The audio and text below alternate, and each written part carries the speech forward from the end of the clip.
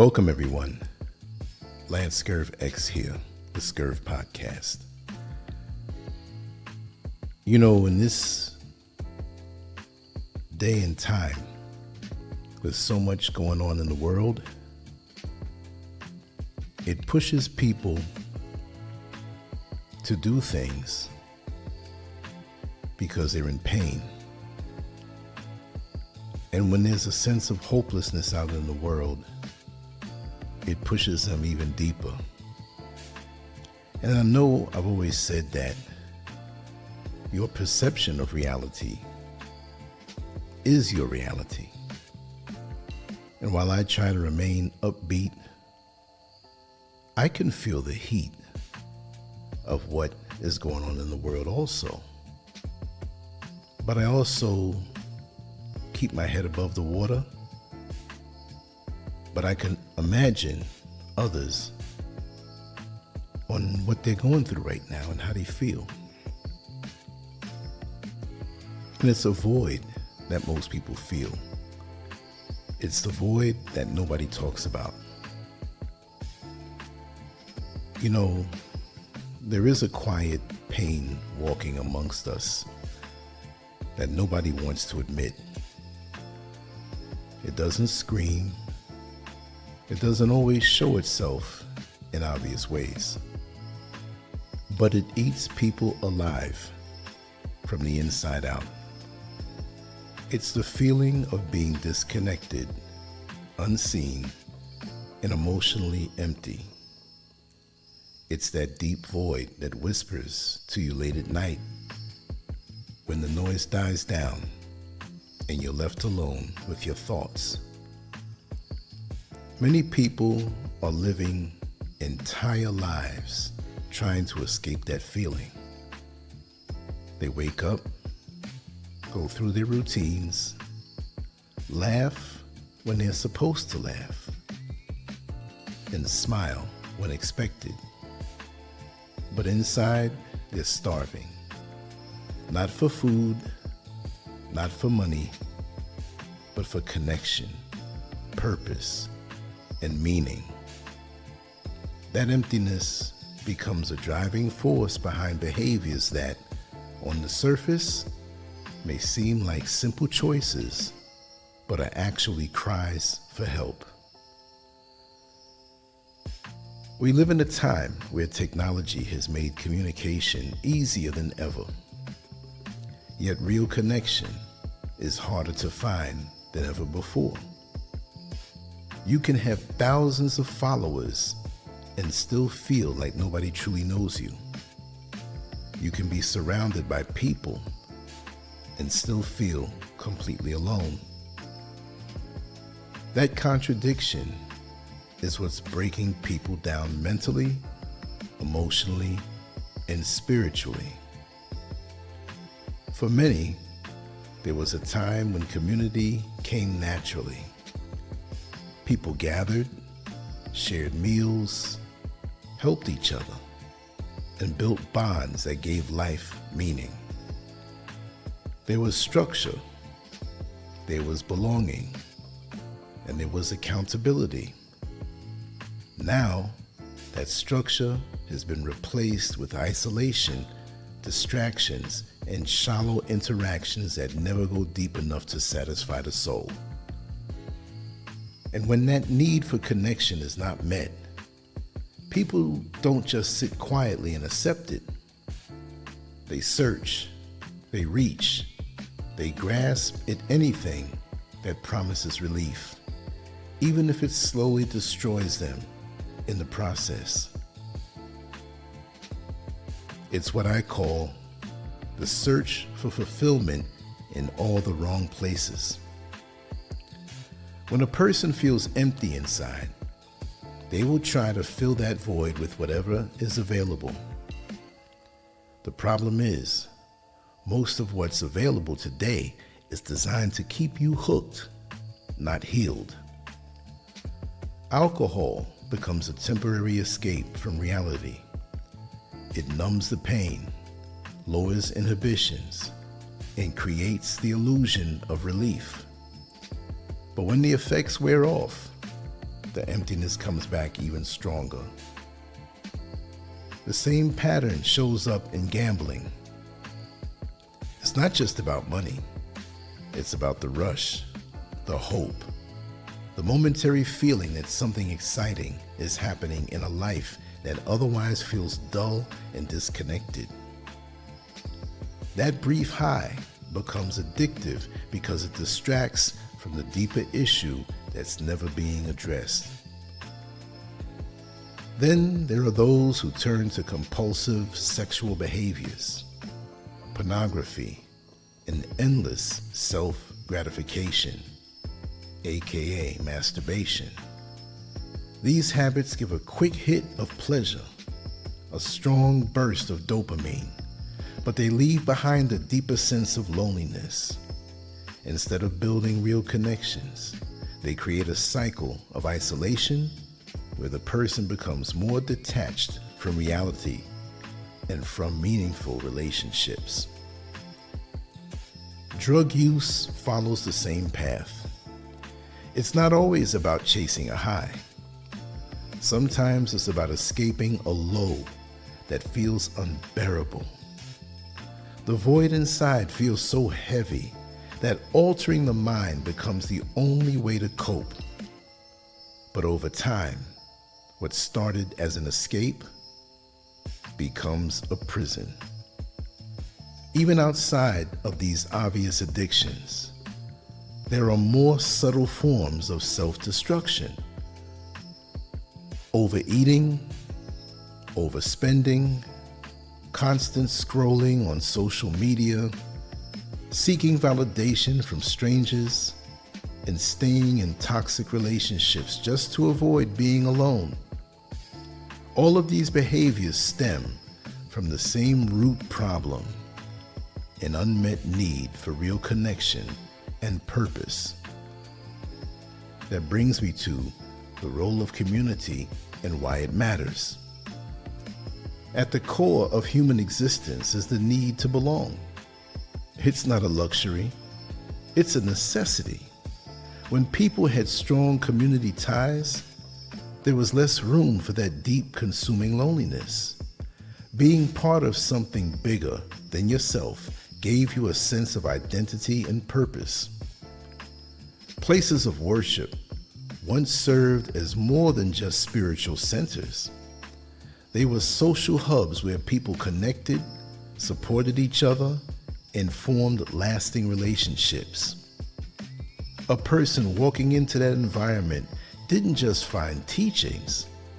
They found people who knew their name, cared about their struggles, and celebrated their victories. As those spaces have declined in influence and attendance, something else has risen to take their place. It's not an equal replacement. What has filled the gap is isolation disguised as independence. People are told they don't need anyone, that they can do everything on their own, that needing connection is a weakness. That lie has left many people suffering in silence. Without community, there is no mirror to reflect who you are. There is no accountability to keep you grounded. There is no shared experience to remind you that you are not alone in your struggles. And when those things are missing, the void grows. You can always tell when someone is dealing with an inner void by the patterns in their behavior. They may constantly seek attention, but never feel satisfied when they get it. They may jump from one relationship to another, hoping the next person will finally make them feel whole. Some people become overly dependent on substances, needing something external just to get through the day. Others become emotionally numb, shutting down completely because feeling anything at all is too painful. There are those who stay busy all the time, not because they love what they do, but because they're afraid of what they might feel if they slow down. You'll always see people who sabotage their own happiness. When something good comes into their life, they find a way to ruin it. Not because they want to, but because deep down, they don't believe they deserve it. That belief is rooted in a lack of self-worth that often comes from long-term emotional neglect and disconnection. There are also those who become overly critical of others, projecting their inner pain outward. It's easier to focus on someone else's flaws than to confront your own emptiness. And then there are those who withdraw completely, cutting themselves off from the world because it feels safer than risking rejection or disappointment. But what's the truth about what people are really seeking? At the end of the day, all of these behaviors point back to one simple truth. People are not just looking for pleasure, they're looking for peace. They're looking for connection. They're looking for a sense of belonging that cannot be bought, downloaded, or faked. If a person already had a life filled with meaningful relationships and a sense of purpose, they wouldn't be searching so hard for something to fill the gap. They wouldn't need to escape because there would be nothing to escape from. Their life would already feel full. That's why the rise in loneliness is so dangerous. It doesn't just make people sad. It pushes them toward choices that slowly destroy them. It creates a cycle where the more they try to fill the void with the wrong things, the deeper that void becomes. But what's the way back to wholeness? The solution is not complicated, but it is not easy either. It requires a return to what has been lost. Real connection, real community, real purpose. It means stepping away from the distractions and facing the emptiness head on. It means building relationships that go beyond surface level. It means being willing to serve others, to give without expecting something in return, and to be part of something bigger than yourself. That is where true fulfillment begins. It also means being honest with yourself, recognizing the habits that are harming you and understanding why they exist. Not just trying to stop them, but replacing them with something that actually nourishes your mind and your spirit.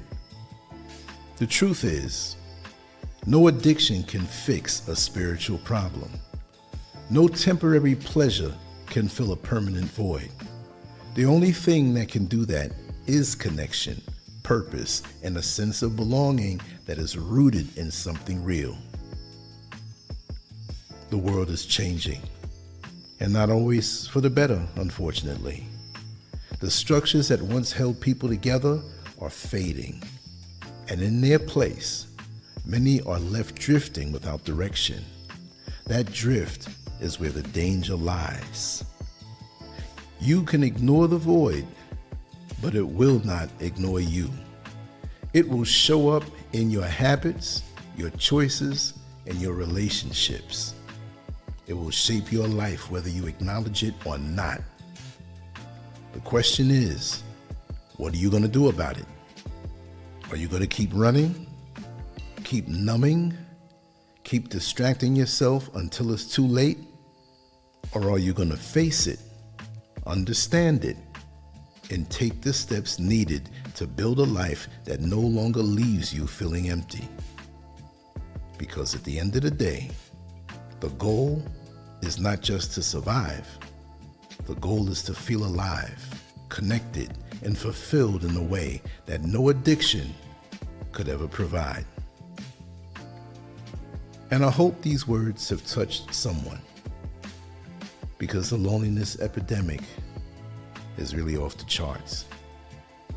There's so many people that are feeling that void, and it's consuming them, and they get involved in things that will definitely destroy them.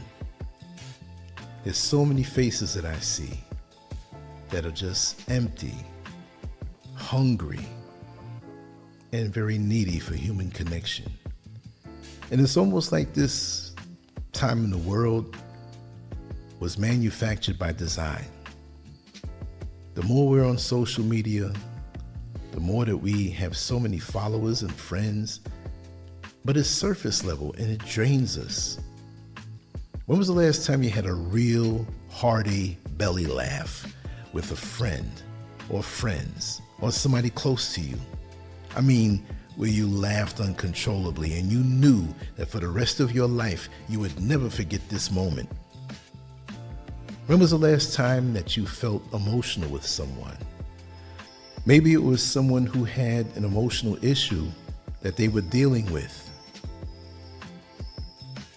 and they started to break down and cry, and you were there for them. And that hug that you gave them as they broke down and opened up to you did so much for them.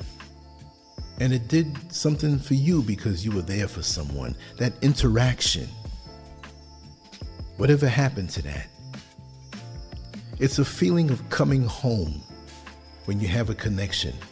They don't say, oh, your coming house? No, it's not about the structure. It's the home that we have in each other, in people that are close to us. They are our home. It's like the old song from the TV show Cheers, where it said, sometimes you want to go where everybody knows your name and they're always glad you came. Do we see that in people now? That when we show up or they see us, are they happy to see us? Are you happy to see certain people? Are you willing to take the chance to open up and pursue a righteous relationship with someone, especially when you see that they need it? How about yourself? Are you feeling this void? I mean, we all can feel a quick wave of loneliness every now and then, but when it's something that is chronic and continuous, are you willing to do something about it? And not a temporary replacement type of high that you get from indulgences and chemicals and situations that are not wholesome. Because after several decades in this world, it'll wear on you. And you won't even know how to go after the wholesome connection, because all you've known is the ones that are unwholesome and unhealthy. And that's the scary part. Many of us go down in that deep, dark hole, that bottomless abyss, and many never come out. And that's sad. There's a good place to be in your heart, and that human connection is where it's at. But you got to be careful. You got to be careful of these deceptive spirits that will masquerade as the answer to your void and seek out a connection with you only to benefit from your resources.